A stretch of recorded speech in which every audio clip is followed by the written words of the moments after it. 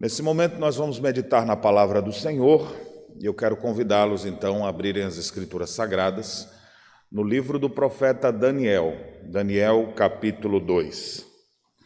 Enquanto você abre a Bíblia, deixa eu lhe dar um rápido contexto dessa passagem. Daniel é um dos exilados de Judá. No período em que a Babilônia dominava sobre a terra, alguns nobres, inteligentes, mas cultos foram selecionados por Nabucodonosor para sobreviver e assistirem no palácio real. Entre esses estava Daniel e alguns outros jovens. Um terço da população de Judá foi dizimada a fio de espada. Uma outra parte foi deixada para morrer à míngua e apenas um terço foi levado para o cativeiro na Babilônia. Lá eles viveram, de fato, dias muito difíceis, desanimados, entristecidos, deprimidos por causa dos horrores da guerra.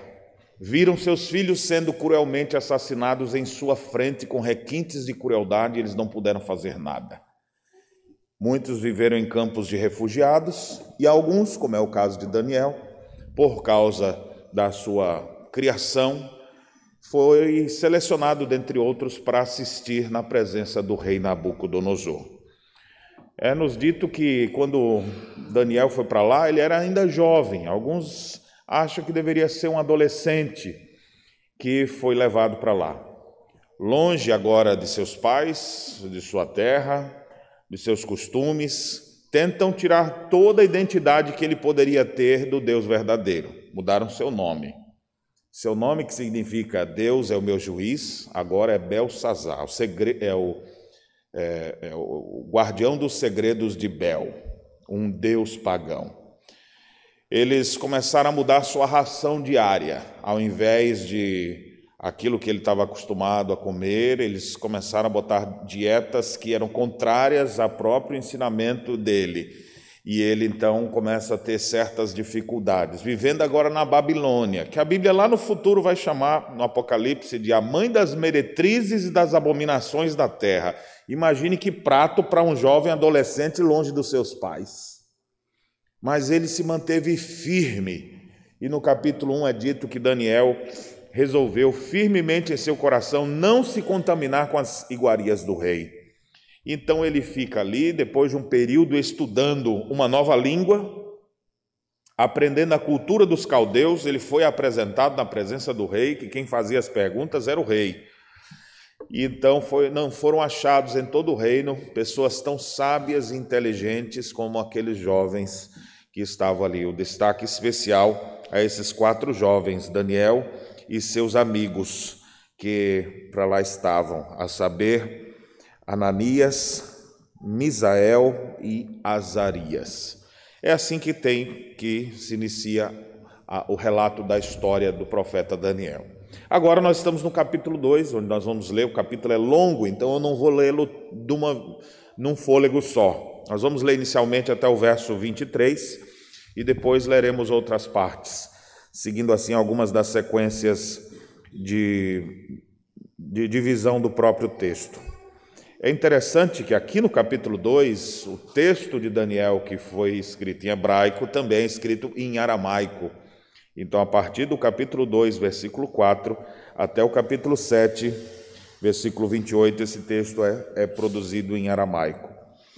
E o que nós vamos aprender aqui pode trazer muitas luzes para nós, especialmente em épocas de eleições, onde as pessoas começam a ficar exaltadas, preocupadas, angustiadas, o que será do nosso país, o que vai acontecer.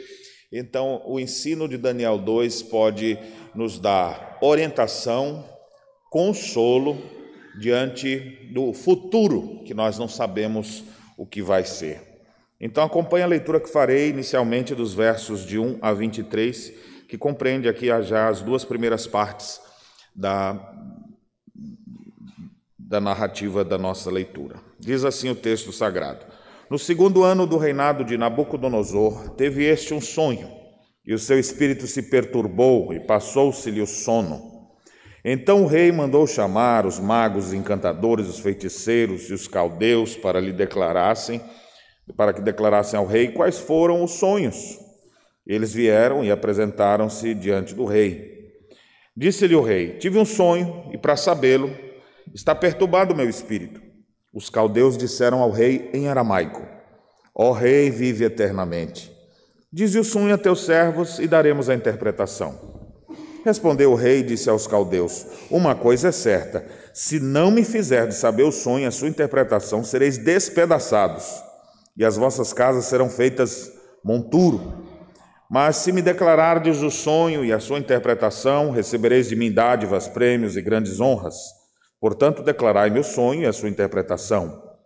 Responderam segunda vez e disseram: diga o rei o sonho a seus servos e lhe daremos a interpretação. Tornou o rei e disse: bem percebo que quereis ganhar tempo para verdes, porque vedes que o que eu disse está resolvido, isto é, se não me fazeis saber o sonho, uma só sentença será vossa, pois combinastes palavras mentirosas e perversas para as proferirdes na minha presença, até que se mude a situação. Portanto, dize-me o sonho e sabereis que podeis dar-lhe a interpretação. Responderam os caldeus na presença do rei e disseram: não há mortal sobre a terra que possa revelar o que o rei exige, porque jamais houve rei, por grande e poderoso que tivesse sido, que exigisse semelhante coisa de alguém, de algum mago, encantador ou caldeu. A coisa que o rei exige é difícil, e ninguém há que possa revelar diante do rei, senão os deuses, e esses não moram com os homens. Então o rei muito se irou e enfureceu e ordenou que matasse a todos os sábios da Babilônia. Saiu o decreto, segundo o qual deviam ser mortos os sábios, e buscaram a Daniel e aos seus companheiros para que fossem mortos. Então Daniel falou avisada e prudentemente a Arioque, chefe da guarda do rei, que tinha saído para matar os sábios da Babilônia. E disse a Arioque, encarregado do rei: por que é tão severo o mandado do rei? Então Arioque lhe explicou o caso a Daniel. Foi Daniel ter com o rei, lhe pediu designasse o tempo, e ele revelaria ao rei a sua interpretação. Então Daniel foi para casa e fez saber o caso a Ananias, Misael e Azarias, seus companheiros, para que pedissem misericórdia ao Deus do céu sobre este mistério, a fim de que Daniel e seus companheiros não permanecessem com o resto dos sábios da Babilônia. Então foi revelado o mistério a Daniel numa visão de noite. Daniel bendisse o Deus do céu. Disse Daniel: seja bendito o nome de Deus, de eternidade em eternidade, porque dele é a sabedoria e o poder. É ele quem muda o tempo e as estações, remove reis e estabelece reis. Ele dá sabedoria aos sábios e entendimento aos inteligentes. Ele revela o profundo e o escondido. Conhece o que está em trevas e com ele mora a luz. A ti, ó Deus de meus pais, eu te rendo graças e louvo, porque me deste sabedoria e poder. Agora me fizeste saber o que te pedimos, porque nos fizeste saber este caso do rei. Amém. Que situação! Imagine se você, num quadro como esse, onde de repente um governante tirano que conquistou todos os povos de sua época, fica agora angustiado por um sonho, e como ninguém lhe contou qual é o sonho, ele então diz: eu vou matar todo mundo agora, para que vocês me servem? Se na hora que eu mais preciso vocês não estão aqui. E decreta, escreve, assina, e agora já manda para execução. Todos os sábios da Babilônia não prestam para nada, vamos mandar matar. Já pensou? Que situação! Daniel, que fazia parte desse grupo de sábios que estava lá, ao perceber essa angústia, ele então se prontifica para resolver essa questão. Essa narrativa é uma narrativa de grande tensão e que nós poderemos aprender sobre um sonho desafiador, um sonho perturbador, mas ao mesmo tempo um sonho revelador de grandes verdades que podem transformar a vida de uma nação, a vida de uma pessoa, trazer esperança para o coração de todo aquele que crê. A narrativa do capítulo 2, ou a descrição desse evento histórico acontecido na Babilônia, ele tem uma estrutura onde a primeira parte nós temos o rei perturbado por causa do seu sonho, procurando uma solução. Depois nós temos, isso vai até o verso 11, depois dos versos 12 a 23, nós temos aqui o rei irado, disposto a matar todo mundo, e Daniel tentando encontrar um jeito de resolver, até que ele recebe uma graça de Deus para que pudesse interpretar o sonho dele. A partir do verso 24 até o versículo 45, nós temos então Daniel na presença do rei, daqui a pouco vamos fazer essa leitura, descrevendo o sonho e o seu significado.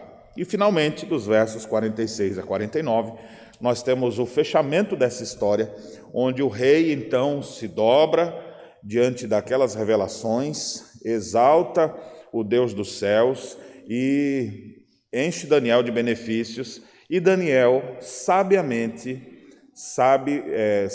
ele age em meio a um período de um império forte, poderoso, de mão pesada, e ele pôde permanecer, e o texto vai concluir dizendo que Daniel, porém, permaneceu. E assim essa é a tônica do livro de Daniel, inclusive, porque reis se levantam e reis caem e Daniel permanece. Vai ficar no período da Babilônia, depois vai ficar no período Medo-Persa, já com o império sobre a égide de Dario, o grande rei, e ele permanece nesse tempo todo, mostrando já, indicando para nós no seu livro, que o Deus que nós servimos é o Deus que permanece, ele não tem mandato vigente. Ele não chega assim, olha, 4 anos agora e tudo se acabou. Não, nosso Deus não tem mandato, ele é quem manda. Ele tem um domínio contínuo e por isso a nossa confiança, os nossos olhos devem estar nele. Mas vamos observar essa história bíblica e tirar algumas lições para a nossa vida.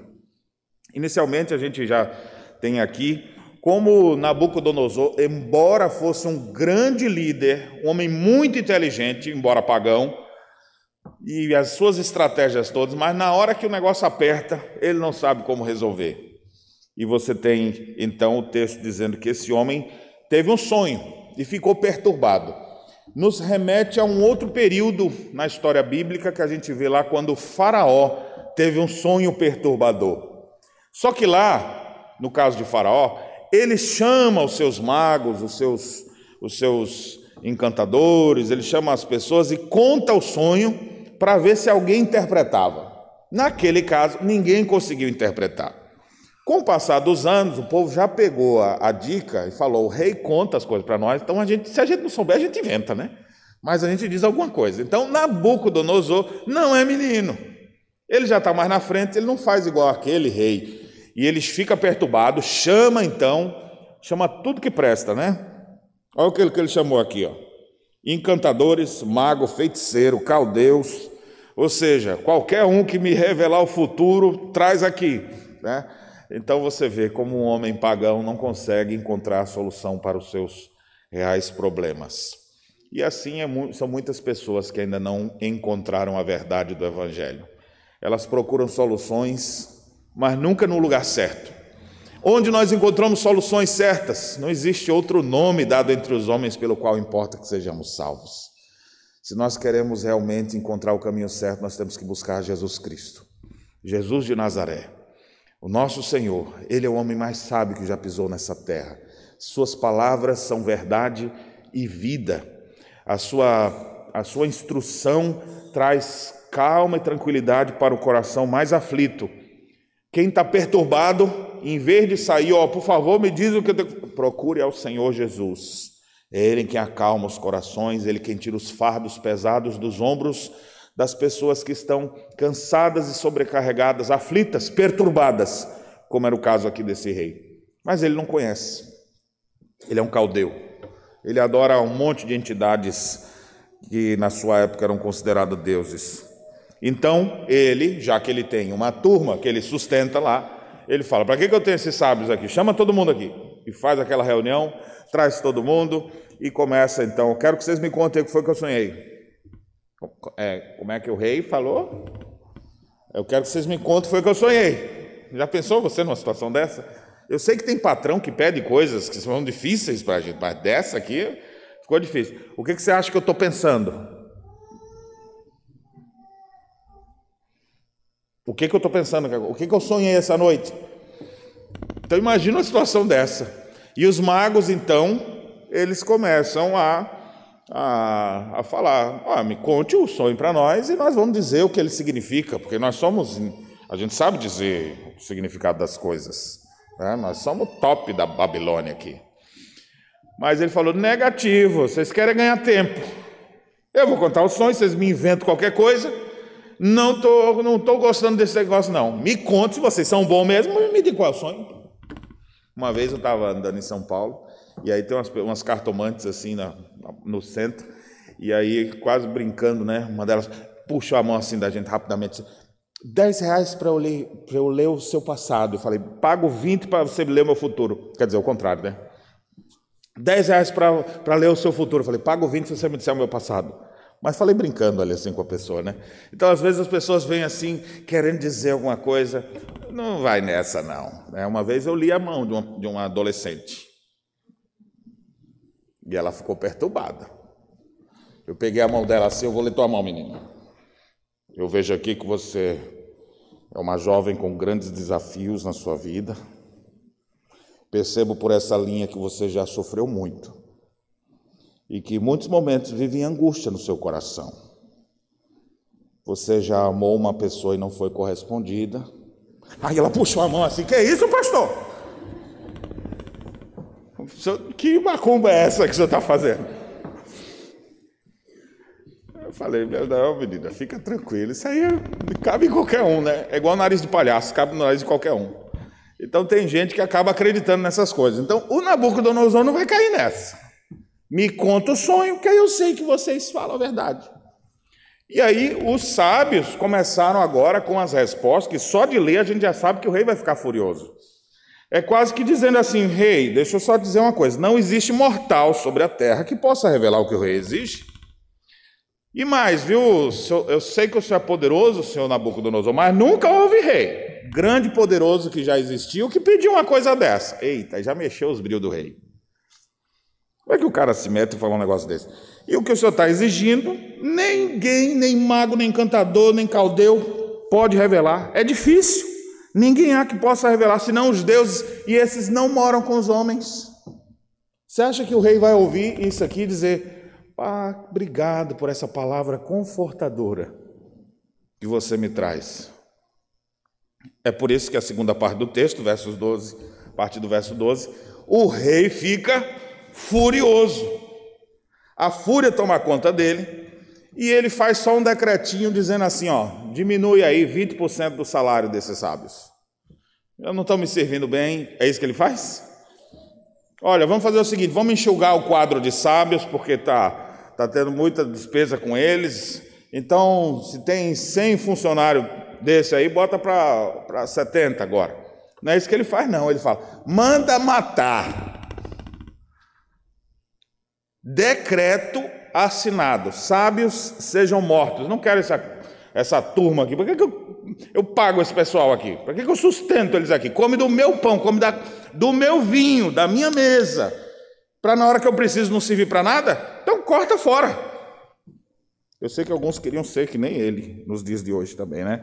Para pegar algumas entidades, algumas coisas que existem no nosso país e dizer, vamos acabar logo de vez, porque vocês não servem para nada, né? Está só gastando nossos recursos com isso, mas não é isso que eu estou ensinando, só estou fazendo um pequeno paralelo.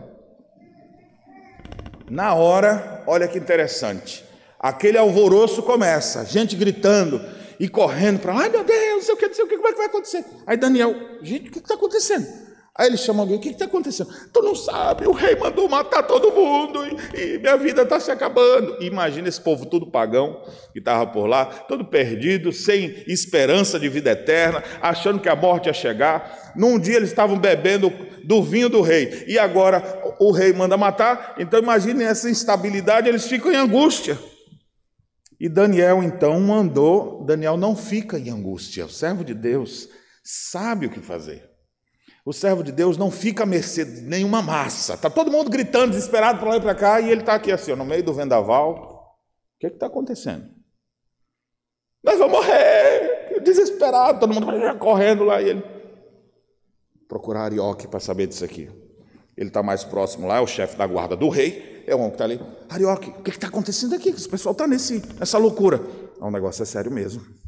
O rei teve um sonho perturbador, pediu para os sábios dele, os encantadores, resolverem, ninguém resolveu, então ele mandou matar todo mundo. Na hora, Daniel não vai orar, conforme o texto diz que ele vai orar. A primeira coisa que ele faz, qual é? Ele vai lá conversar com o rei, antes mesmo de orar. Ele vai lá e se apresenta ao rei, e chega até o rei e diz: rei, me dê um tempo que eu lhe trago a resposta disso. Então a gente já percebe uma coisa: Daniel, que fazia parte da corte, quando chamaram todos aqueles magos sábios, embora Daniel se achou 10 vezes mais sábio que todos os outros, ele não foi consultado naquele primeiro momento, porque senão ele não tinha dado aquela resposta igual aqueles outros que acabou enfurecendo o rei. Então ele vai à presença do rei, ele não fica conversando nem com Arioque nem com outro, ele vai lá conversar com o rei, já que ele tinha condições de ir até lá, ele assistia perante o palácio, ele vai até o rei: rei, por favor, me designe um tempo e eu vou lhe revelar. O rei é quem designaria o tempo, não era assim, 1 ano para você me dizer o que é isso. Não, o rei deve ter dado ali um tempo para ele, um dia, algumas horas, uma semana, não sabemos, mas ele pediu um tempo e o rei concedeu. Então o que é que Daniel faz agora? Que ele tem essa brecha, então ele chama seu grupo de oração, chama o seu grupo de irmãos, devia ter uns 500 mil crentes lá. Não tinha não, gente, era só 3. 3 amigos dele. Quando você estiver reunido, que tiver pouca gente com você, não ache ruim não, viu? Porque já passou servos de Deus em outras épocas, bem pouquinho também. Pastor, só tinha 4 pessoas na reunião de oração. Desânimo só. Quem disse que reunião de 4 pessoas pode ser desânimo? E se tiver uma só, você, vai ser desânimo? Então o desanimado é você, né? Então, meu amigo, você vai reunir, ou é você sozinho, ou é 2 pessoas, ou 3, ou 4, ou um mar de gente que seja. Coloque seu coração diante de Deus. Esse é um canal bendito que nós temos, o canal da oração. E a nossa oração não é apenas vamos orar só por orar. Não, a gente está falando com o Rei do Universo, Ele pode ouvir nossos clamores, Ele pode atender nossas preces, e aquela realidade triste que nós estamos vendo, Ele pode mudar esses quadros. E Ele espera que a gente ore a Ele, inclusive, porque Deus é misericordioso, tardio em irar-se, grande em clemência, e Ele espera que o seu povo clame a Ele. E quando o povo clama a Deus, Deus ouve dos altos céus, perdoa os pecados do povo, sara a sua terra, transforma as realidades. Deus é um Deus que, inclusive o próprio Senhor Jesus, por meio de parábolas, ensinou seus discípulos sobre a importância de orar sempre sem esmurecer. E aí você tem parábolas que Jesus conta nesse sentido. Então nós precisamos orar. Em tempos de crise, oremos. Quando estiver tudo bem, ore para agradecer. Quando estiver tudo mal, ore pedindo a Deus a sua graça, a sua intervenção, a sua misericórdia. E Deus, de fato, age. Aqueles irmãos, então, começaram a orar. Verso 18 diz, qual era a oração deles? Para que pedisse misericórdia a Deus dos céus sobre esse mistério. Nós estamos à véspera de eleições, ou se você estiver enfrentando algum momento pessoal de crise, ou alguma situação, o que a gente faz nessas horas? Ore. Muito pode, por sua eficácia, a súplica dos justos. A igreja é conclamada a orar. O povo de Deus é chamado a orar. E não apenas a criticar, discutir, conversar, tem o lugar disso também, mas nós precisamos orar. Orar pela nossa nação, orar pelos nossos governantes. Jeremias 29 fala de orar pela paz na cidade. Paulo escreve a Timóteo dizendo que devemos orar por todos aqueles que se acham investidos de autoridade. Pedro diz que devemos honrar as autoridades constituídas, sujeitar toda instituição humana, honrar o rei. A Bíblia diz que não existe nenhuma autoridade que não seja constituída por Deus, devemos orar. Então, em momentos decisivos, o que fazer? Ficar lá na expectativa, não, vou ver a apuração, quero ver como é que vai acontecer. era mais fácil você gastasse esse tempo orando, pedindo a Deus. E não somente ali no aperto, mas também no aperto. Ore. A igreja é conclamada a orar. Orar a Deus pelos rumos do seu país. Orar a Deus pela sua família. Orar a Deus para que Deus nos dê uma jornada feliz. Devemos orar. E é isso que Daniel faz. O que acontece? Já no capítulo 1 é dito que Deus deu a Daniel alguns dons espetaculares. Quando fala que todos eles eram muito sábios, capítulo 1, versículo 17, diz assim: ora, a esses 4 jovens Deus deu conhecimento e inteligência em toda a cultura e sabedoria, mas a Daniel deu inteligência de todas as visões e sonhos. Então Deus deu a ele uma capacitação especial, mas ele não tem isso assim, ó. Então ele, na humildade, ele vai: Senhor, o rei teve esse sonho perturbador, está querendo matar todo mundo, por favor, Senhor, me mostre como eu posso lhe ser útil. O que o Senhor deseja que eu faça? Não deixe que esse povo morra dessa maneira. Senhor, mostre qual é a situação. E o verso 19, então, diz que foi revelado o mistério a Daniel numa visão de noite. Na hora que Daniel teve a revelação de Deus daquele sonho, que o mesmo sonho que o rei teve, que eram sonhos revelacionais do futuro da humanidade, então Daniel começa a louvar a Deus e agradecer. Senhor, muito obrigado. Nota de rodapé. Aqui nós estamos num período de desenvolvimento do cânon. Cuidado de ficar ouvindo quem sonha hoje, viu? Porque não vai nessa não, viu? Aqui nós estamos vendo Deus estava revelando toda a sua verdade, que nós vamos ter depois com o cânon fechado desses 66 livros. Então Deus estava assim se revelando, usando seus servos, inspirando homens, e aqui eu estou falando inspirando com o termo teológico de inspiração, que é uma ação de Deus poderosa e sobrenatural, separando homens santos para escreverem a sua vontade que ele estava revelando. Então esse é o caso, Deus, entre esses homens que Deus separou para escrever a sua revelação, a sua palavra, nós temos Daniel. Então é um dos momentos em que ele conta aqui que Deus então lhe deu essa revelação. Eu digo isso porque alguém deve estar aí. Jesus já me revelou como vai ser o ano que vem. E tem cada profetada, né? Eu me lembro de um sujeito que falou: pastor, o carinha abriu a porta assim, bateu um irmão na casa de outro irmão. Aí bateu na porta e falou: olha, o Senhor me revelou que você vai me ajudar com R$1.000. E aí o irmão de dentro da casa diz: eu repreendo essa revelação em nome de Jesus. Isso não é piada, viu? Isso foi um caso, o próprio me contando. Eu falei: rapaz, que negócio brabo é esse? Então assim, tem pessoas que têm as revelações que elas mais querem. Olha, Deus me revelou que eu vou namorar com você. Que cantada neopentecostal mais estranha essa, né? Então, não é dessa forma. Então, por favor, se você sonhou, guarde seu sonho. Mas a palavra de Deus é o que guia a nossa vida.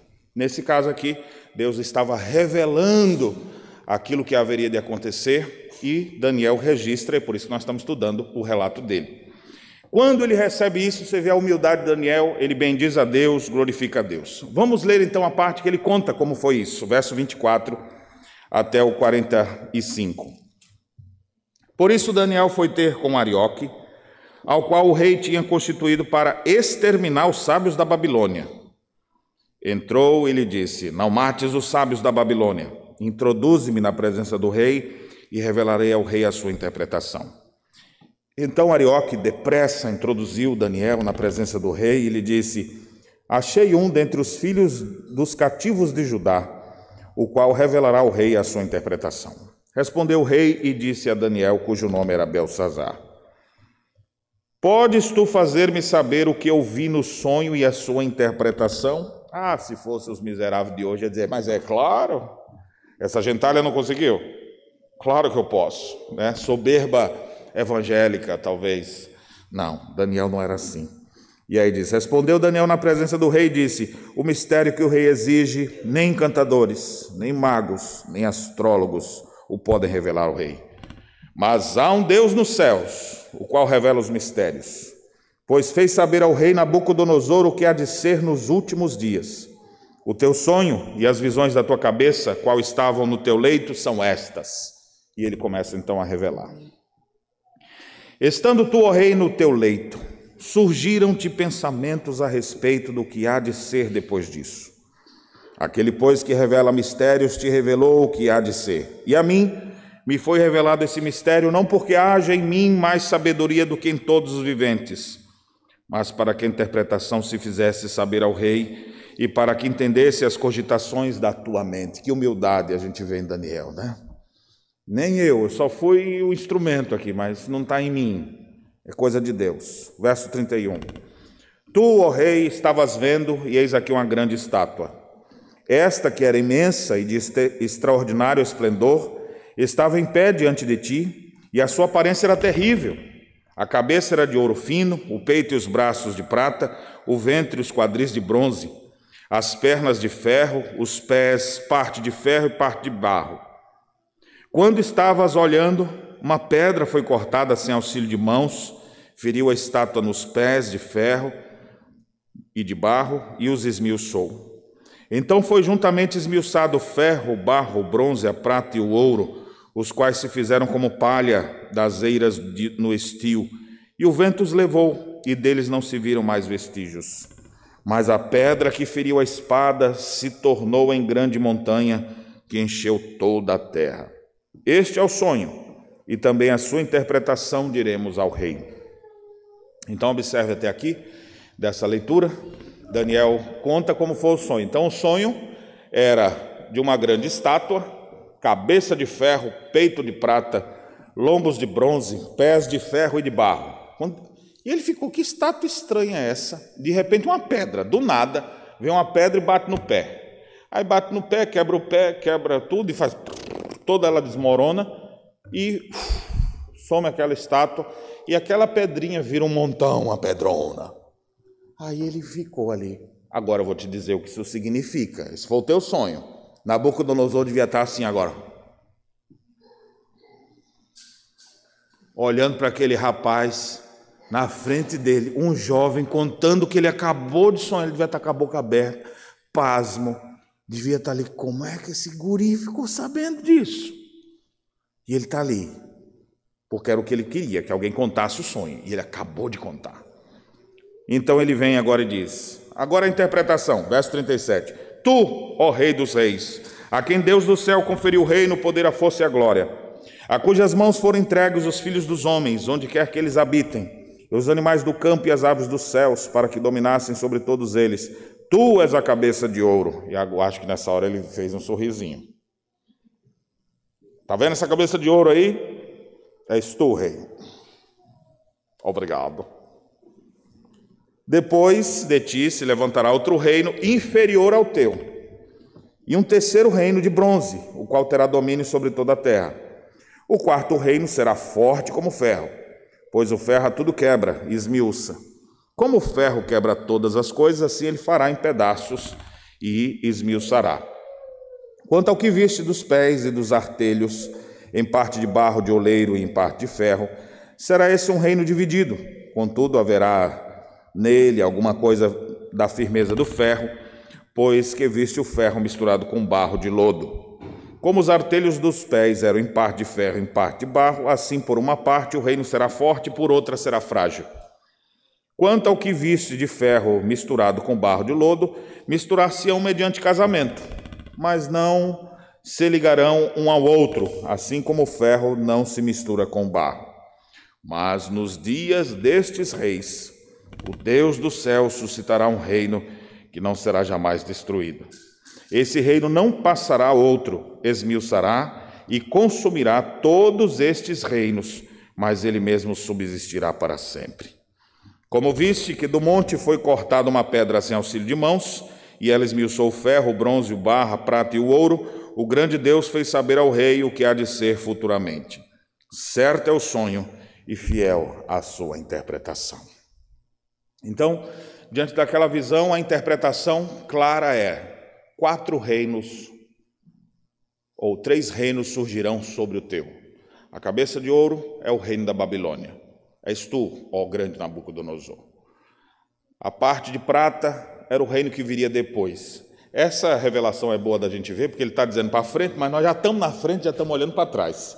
Então, tudo que ele diz, a gente já tem comprovação histórica de que, de fato, foi isso que aconteceu. Os reinos que seguiram logo depois. Então, Babilônia, depois nós temos o reino Medo-Persa, depois, quando ele fala de um terceiro reino, é o Império Grego, e depois o quarto reino, que não se mistura de ferro, os romanos.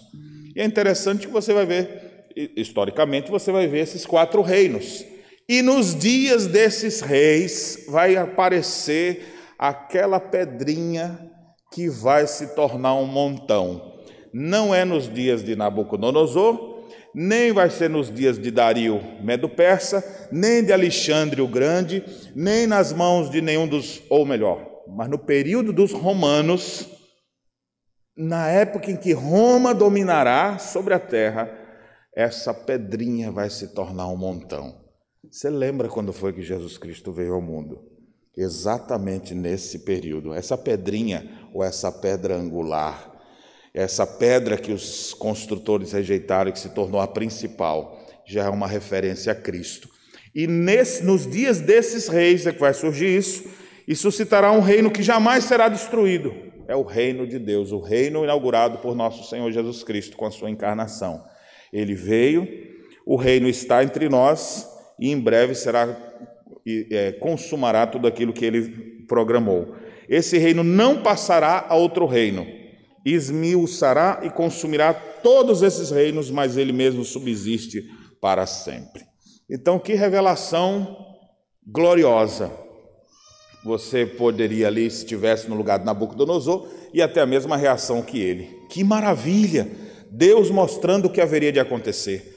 Depois da Babilônia, o reino Medo-Persa seria a grande potência nacional. Depois desses, os gregos iriam dominar sobre a terra. Depois desses, Roma iria dominar. E nesses dias vai chegar alguém que o seu reino jamais passará. Uma referência direta à vinda de nosso Senhor Jesus Cristo. Que consolo! Reinos passam. Agora já faz uma aplicação para nós, né? Porque às vezes a gente fica em tensão a cada 4 anos. Já dá uma tensão no coração, né? Quem será que vai agora? Quem vai ser os governantes locais, regionais, estaduais, nacionais? Quem vai vir? A cada 4 anos é uma aflição de coração. Nesse período não é democracia. Então é um período de império, então o rei vai ficar ali até morrer. E vai passar para o seu filho.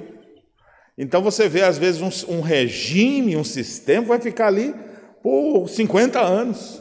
Ou como nós vimos agora, né, mais recente, na Inglaterra, uma rainha que ficou no trono e viu quase a maioria dos últimos acontecimentos, quase um século. Então você tem, nesse período, que você vai fazer? Aflições de 4 em 4 anos? Aflições durante uma vida inteira? Ou descansar na soberania do Deus que rege e sustém todas as coisas?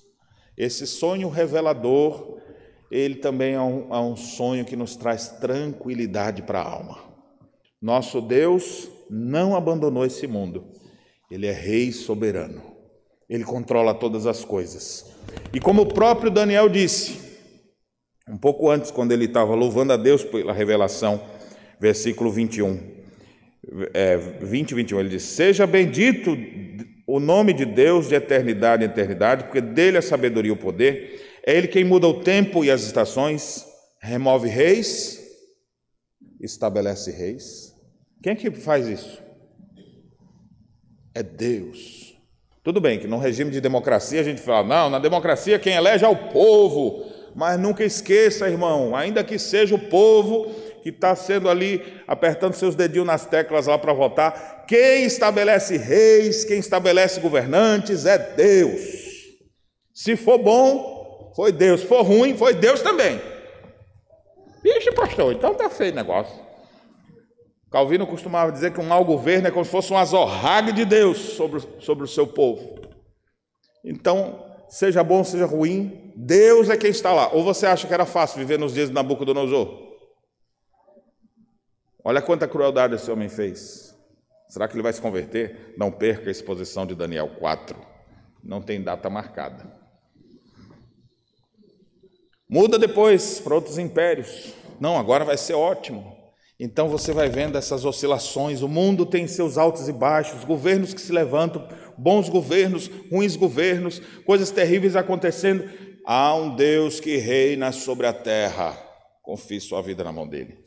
Essa é a primeira e fundamental lição que a gente tem que ter quando a gente começa a pensar sobre o futuro. Esse sonho perturbador, ele é um sonho também revelador, mas ele é um sonho consolador.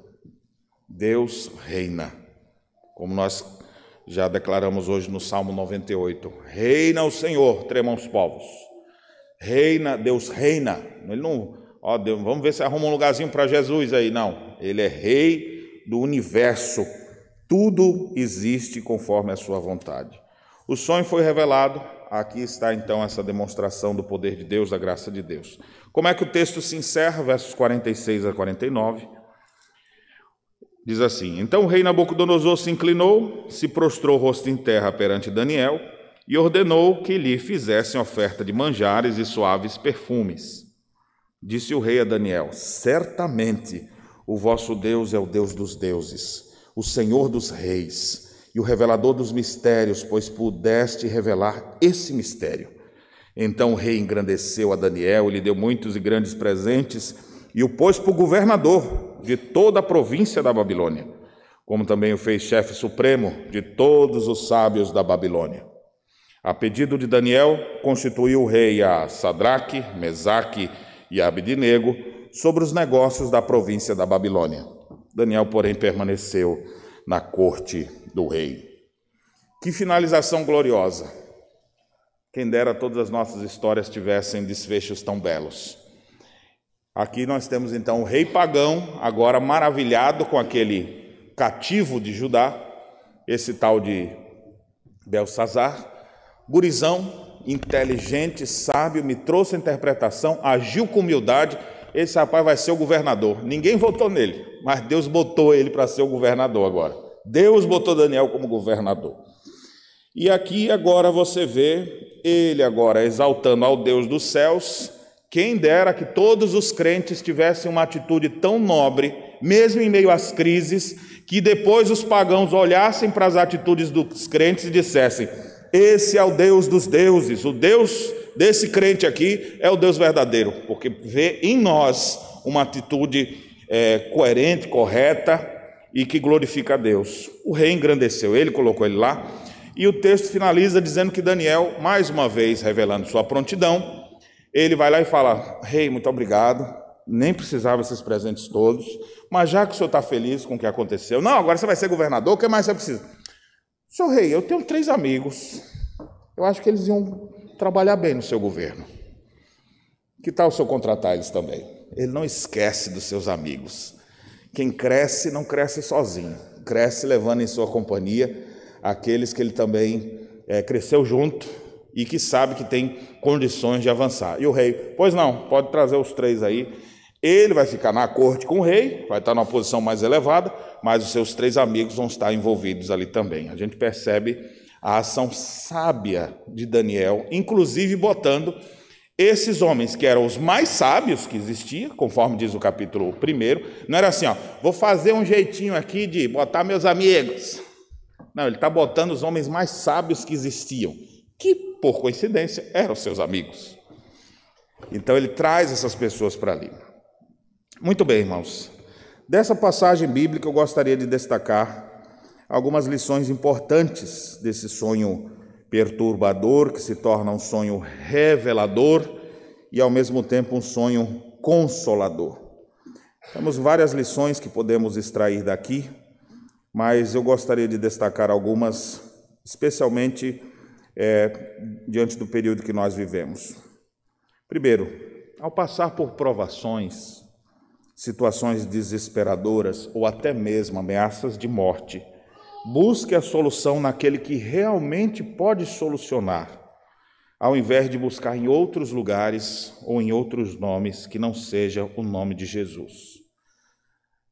Por melhores que sejam pessoas em épocas de eleição, nunca ache que o nome de um ser humano será capaz de trazer redenção. Nunca bote sua confiança total em homens, porque os homens são falhos, mas bote sua confiança toda em Deus. Há um Deus nos céus que nos atende, nos melhores regimes e nos piores. Em momentos de progresso e também em ameaças de morte, sua confiança precisa estar em Deus. Segunda lição, a palavra de Deus é verdadeira.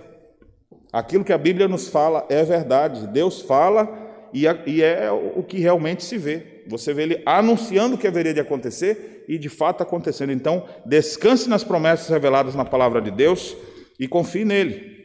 Terceiro, a história não está ao léu guiada, não esse léu, né? A história não está à mercê de tendências ou coisas. Não, a história está nas mãos de Deus. Por isso não tema o futuro ou o que realmente pode acontecer. Entregue o seu caminho nas mãos daquele que governa sobre toda a terra. A gente sabe como vai ser o fim porque Ele determinou assim, porque Ele é Senhor da história. Ainda que passemos por momentos bons ou ruins, nós devemos pensar assim. E por último, e talvez com algumas dicas um pouco mais práticas, em véspera de eleição, eu diria, assuma o seu papel. Assuma o seu papel diante da situação que você vive. Nós vivemos numa democracia. É uma situação totalmente diferente da de Daniel, que vivia numa época de imperialismo, onde o rei decreta, o rei diz e ponto final. Não tem que votar. E quando ele não está satisfeito com membros do seu governo, ele manda matar todo mundo. Não tem conversa com ele. Então o sistema que Daniel viveu era bruto. Era complicado. A sentença de morte, pena de morte, não é como hoje que o cara fica lá para ser julgado, para ver. Era decreto, acabou, não quero nem saber. Errou, mas eu mandei, é assim mesmo. Então você vê que era essa situação. Nós vivemos num outro sistema, que não é esse. Um sistema de democracia onde a gente tem a possibilidade de escolher nossos governantes. Naquele período não existia essa possibilidade, mas nós vivemos e existem países que têm essa possibilidade, como é o caso do Brasil. Em outros lugares também não existe até hoje condições de escolher os seus governantes. Calvino, sobre isso, diz algo muito interessante, eu gostaria de citá-lo. Ele diz assim: e vós, ó povos, a quem Deus deu a liberdade de escolher seus próprios governantes, cuidem-se de que não se privem desse favor que Deus lhes deu, elegendo para a posição de mais alta honra patifes e inimigos de Deus. Então, se temos condições de escolher nossos governantes, ainda que saibamos que Deus é quem está regendo todas as coisas e que vai botar o que Ele quiser, mas cabe a nós exercer nossos deveres. Então, se temos essa benesse, não façamos de forma descuidada. E aqui eu traria mais alguns princípios nesse sentido práticos. Primeiro, analise os partidos. Na hora de você apertar lá seus votos, eu não vou dizer em quem você vai votar, nem espera por isso, porque a igreja ela não vai jamais fechar com o candidato, com A ou com B, com o partido A, com o partido B, mas ela vai te dizer assim, ó, siga a verdade, siga a justiça, siga os caminhos corretos, essa é a direção que nós temos.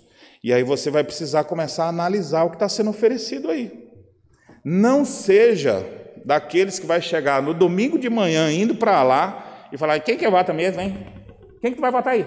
Ah, então me dá aí a tua colinha. E vai lá de maneira irresponsável, ou estava sem saber quem votava mesmo, aí pegou uns santinhos que estão caídos no chão, né? Aí chegou lá, porque nas portas, não é à toa que aquele negócio está jogado no chão. É para você que está último, indeciso, chegar lá e, assim, de forma irresponsável, agir assim. Não faça, analise. E nessa análise, você começa a ver aquilo que é compatível com a fé cristã e aquilo que não é compatível com a fé cristã. E existem partidos que não são compatíveis com a fé cristã. Partidos que defendem agendas comunistas, socialistas, que defendem aborto, que são contrários ao modelo de família como a gente tem. Meu amigo, você como cristão vai dar margem a isso? Então você vai usar o seu dever, o seu direito com responsabilidade. Não, isso aqui não compactua com o cristianismo que eu professo. Então, quando você começar a observar, por exemplo, movimentos esquerda, meia esquerda ou ultra esquerda, extrema, você já sabe que todos esses não são comprometidos com os valores cristãos. Então você vai analisar os outros. Começa a analisar qualquer de direita? Não. Tem muitos que não prestam também. Então você vai ter que estudar cada caso, verificar. E aí você vai ter dupla análise. Não ouça só ele. Como é que você vai ser? Eu vou ser um excelente governante para você. Meu amigo, não faz isso. Pesquisa, descobre quem é a pessoa. Olha o histórico de cada um. Olha se não é um aventureiro que apareceu agora e investiu muito em marketing. Ou se realmente é alguém que tem um histórico que pode lhe dar segurança. Mais ou menos, mudando o que deve ser mudado, é como escolher pastor para uma igreja. Na hora de se escolher o pastor para a igreja, geralmente o pessoal fala assim, chama ele para vir pregar aqui. Aí ele vem e prega um sermão bonito e todo mundo fala, eita, esse é o pastor bom. Às vezes é o único sermão que ele sabe pregar bom é aquele. Se você julgar por isso, e você, não, mas vamos perguntar para ele o que, que ele acha. Aí você começa a perguntar, o que, que o senhor acha disso aqui? Ele fala, vocês têm isso aqui? Vocês gostam disso aqui? Então eu acho que isso é ótimo. Você vai fazer as perguntas, a pessoa vai responder como ele quer. A melhor maneira é assim, vai ver onde é que ele estava antes. Eu já vi grupos de pessoas que em época de sucessão pastoral fizeram assim, vamos de espia na última igreja dele. Nem vamos dizer de onde nós somos. Vamos lá, senta no culto, ouve o sermão, depois conversa. Boa palavra esse pastor. Isso aí, falsidade pura. Aí vai ouvindo ali, vai como espia infiltrado. E descobre como é que é. Não ouçam só não, ouça ali, vai ali, tal. Rapaz, olha, as impressões são maravilhosas. Aí você, ou seja, analise, é nosso dever fazer isso. Analise o candidato, analise seu discurso, mas também a sua prática. Tome cuidado com essas questões. A nossa igreja, a Igreja Presbiteriana do Brasil, ela teve um pronunciamento, ainda não em todos os seus detalhes, isso vai acontecer nos próximos dias, mas agora em 2022, no último Supremo Concílio, o Supremo Concílio, instigado sobre posicionamentos nesse sentido, estabeleceu a seguinte resposta sobre, especialmente, nunca falando sobre indivíduos ou sobre partidos, não cabe a nós julgar isso, mas pensamentos e ideologias, sim. O Supremo Concílio reafirma a incompatibilidade entre comunismo ateu e materialista e a doutrina bíblica, bem como os símbolos de fé da IPB, conforme exaradas nas decisões anteriores. Foi perguntado até se alguém da igreja poderia se envolver na política, e sim, pode. É claro, existe verificar onde é que eles realmente vão atuar. E diz assim, orientar que em caso de ministros ocuparem posições políticas, quaisquer que seja, que se cumpra decisões anteriores já, como a de 94, que veta aos pastores participarem de partidos políticos e candidatarem-se a cargos públicos no exercício do seu ministério. Aí tem algumas outras decisões que foram revogadas, dizendo que ele...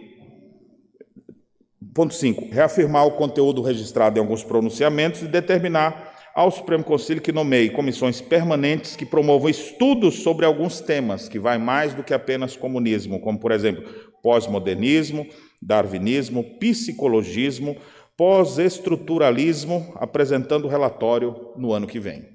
Então, nossa igreja ela já estabeleceu dizendo isso, a incompatibilidade da fé com movimentos assim. Aquilo que é contrário à Bíblia, ao que a gente crê, se nós temos condições de... Se não tem essa opção, então você vai sofrer as consequências como cristão. Mas você tem a opção, você vê que os países onde os cristãos mais são perseguidos são países com essas ideologias todas. ou no início, ou de forma mais acentuada. E não é só comunismo, existe um monte de outros movimentos também que são contrários à palavra de Deus. E aí o que você vai fazer? Se está em sua mão a condição de escolher, analise essas coisas e o faça com responsabilidade. Outro princípio, desconfie sempre do ser humano. Lembre que somente um é perfeito, Jesus Cristo. Lembre também que toda autoridade vem de Deus. É Ele quem estabelece reis e quem tira reis, conforme está escrito aqui. Não é o povo o voto. Na democracia, sim, mas do ponto de vista teológico e bíblico, nós sabemos que quem bota ou quem tira é Deus. E por último, eu diria, lembre-se de sua responsabilidade naquela hora que você estiver sozinho naquela salinha e ninguém vai ver o que você vai fazer. Esse ato também deve ser para a glória de Deus. Não é simplesmente, não, vou exercer meu direito de cidadão. Não, tu é um cidadão crente, o Senhor Jesus. Então esse ato precisa ser corandel e precisa visar a glória de Deus. Tudo que nós fazemos deve ser para a glória de Deus. Consciência limpa, pensando melhor para o nosso país. Então, se você tem dúvida de como vai fazer isso, então é hora de você começar a pesquisar em fontes confiáveis e assim ter o seu discernimento para as decisões que precisam ser tomadas. Então, meus irmãos, eu finalizo aqui dizendo que, diante desse sonho perturbador, não fique mais perturbado. Assuma o seu papel.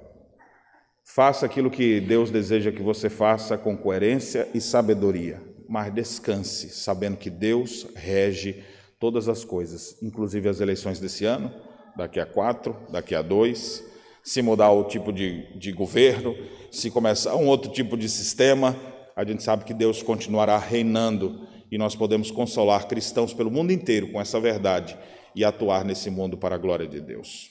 Que o Senhor nos abençoe. Amém.